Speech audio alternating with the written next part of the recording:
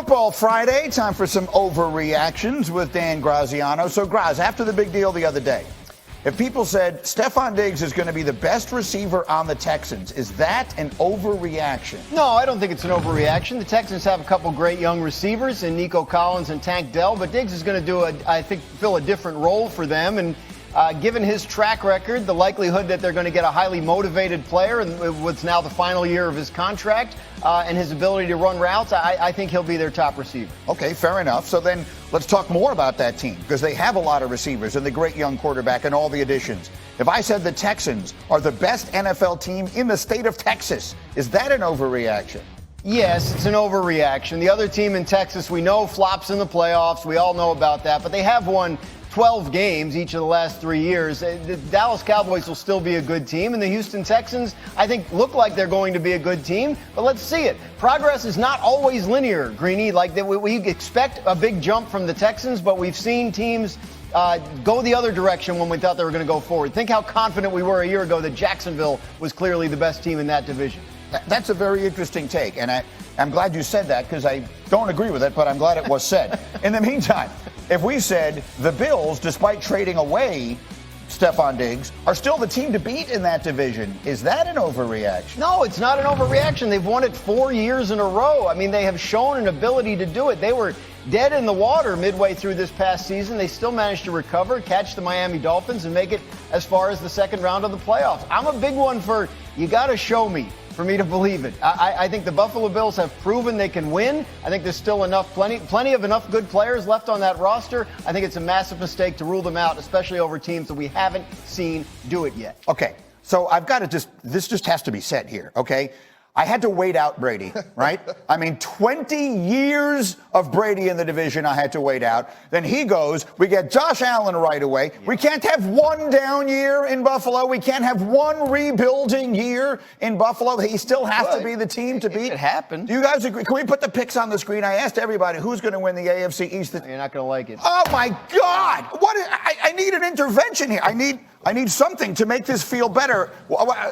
Alan Hahn, get over here. What is going on here? Exactly right. Well, we can't cut it live, so never mind. Let's bring this in here. Alan, come on. Let's bring some sense to the conversation, please. To this ridiculously ill-informed group. Cindy, update the picks. I want the picks updated. Add me, please. Yes, please. Add Alan. That's it. Okay, much better. Okay. Now make your point. A couple of things. First of all, ESPN Bet is even on this side now as the Jets are now plus 225, right? The Jets are the favorites. Moving up. They're not the favorites, but moving up even closer. We're getting closer. Not start that way, number one. Number two, even the football gods have to know that what happened 4 plays into last season cannot have, you have to have redemption for that. Even the football gods believe that something like this have to happen. Why they do it in the first place. But overall, I understand the hesitancy to want to believe in the Jets. I get it. The history tells you that something always goes wrong. Yeah. But my good friend Rick DiPietro always says, winning is the best deodorant. Right. And so right now, we need to spray Axe all over this jersey. All over make it smell really nice. Right. Winning will do that. That's Him right. being upright will do that. Right. The Jets win, he'll be MVP. If he plays like an MVP, the Jets will win. This division is theirs. That's exactly right. And look, people can take all the shots they want at Aaron Rodgers. It doesn't bother him because we know he doesn't take shots. So that's not an issue whatsoever for Aaron. So that's not going to be a problem. Dominique Foxworth, talk to me. Why do you still have the Bills beating the loaded Jets who have gone all in for one season when the Bills just traded away what might have been their second best player?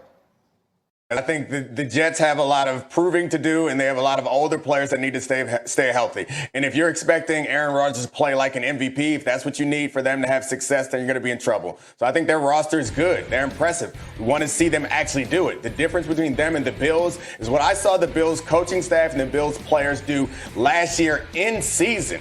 They were losing players left and right on defense. They were changing the way that they play on offense. And they still came back and got into the playoffs and played good enough to win a game in the playoffs against the eventual Super Bowl champions. That's the type of coaching. That's the type of adaptation. That's the type of commitment and execution and focus that we've seen from the Josh Allen, Sean McDermott-led Bills. We ain't seen that from the Jets. That defense has been really good in back-to-back seasons, and they haven't had much success as a team. So it's not that they can't do it. If Tyron Smith stays healthy, they'll be great. If Aaron Rodgers stays healthy and can play as well as he did 3 years ago, they'll be great. Those are ifs. I don't have ifs for the Bills. My if is Josh Allen going to be there? Yeah. Is Sean McDermott going to be there? Yeah. We good? There are a lot of ifs. First of all, every team has injury concerns. Every team does. Who's the playmaker? Your quarterback. You have any other playmakers? No. Like, that's the big if is, will Josh Allen stay healthy this season? Because he's going to have to run the ball more than they told they don't want him to. He's going to have to do so much more for this team without real playmakers on that offense. Yeah, there's still more time. But look, even Brandon Beane said we are not as good as we were last season. That roster is not the same. And we aren't even talking about the secondary that is not as good as it was. Go ahead, Nate. Fortunately, they don't have to play a game tomorrow. They will be as good when they actually have to start playing games. This is a front office and a staff that have earned our trust. And the answer to these ifs, we have answers to the ifs. Yeah, if they make a trade for someone, that's an if too, Nate. Right. If people get hurt, you know what the Bills do? They come up and rip off a winning streak and make the playoffs. If people get hurt for the Jets, you know what they did? They lost a bunch of games. So, I have answers to these ifs in Buffalo. I don't have answers for these ifs for the Jets. Yeah, let me get Tannenbaum in here, Mike. And by the way, Nick, you fell right into our trap. The Jets are always at their best when they're not playing games. So don't you fell right into my trap there. This is my time of year. Don't mess around. Mike Tannenbaum, go. Two quick points. One, sneaky big news, Greeny. Matt Milano played in 5 games last year. Von Miller had no sacks.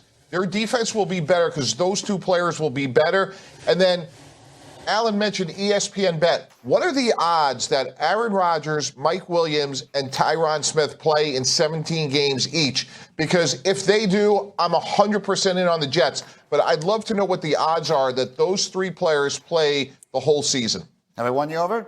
Anything? No, I'm on Dominique Foxworth's side. That's why I subscribe to his podcast. That's always a dangerous place to be. Telling me right now. Telling me right now. Look at me, I'm handsome, fast, quick. It doesn't take much for me to, I'm modest, humble, It doesn't take much for me to be confident. All right, for today's unique perspective, Dominique, I was paying attention to that fancy podcast of yours, and I was listening to a conversation you were having about quarterbacks in the draft and how we're all making too big a deal about them and not a big enough deal about one other player. I want everyone to listen to this. Marvin Harrison is so damn good and so potentially impactful as a player. I believe that he could have the impact on a team that a number 1 quarterback could have. We always talk about winning a Super Bowl is easier when you have a quarterback on a rookie deal. I think that's true, but I also think it's pretty easy when you have a future Hall of Famer on a rookie deal and a future Hall of Famer at a very important position. All right, explain that a little further, Dominique. You're basically saying that these teams that we keep talking about, they'll trade back so that someone can come up and get a quarterback, that they shouldn't do it.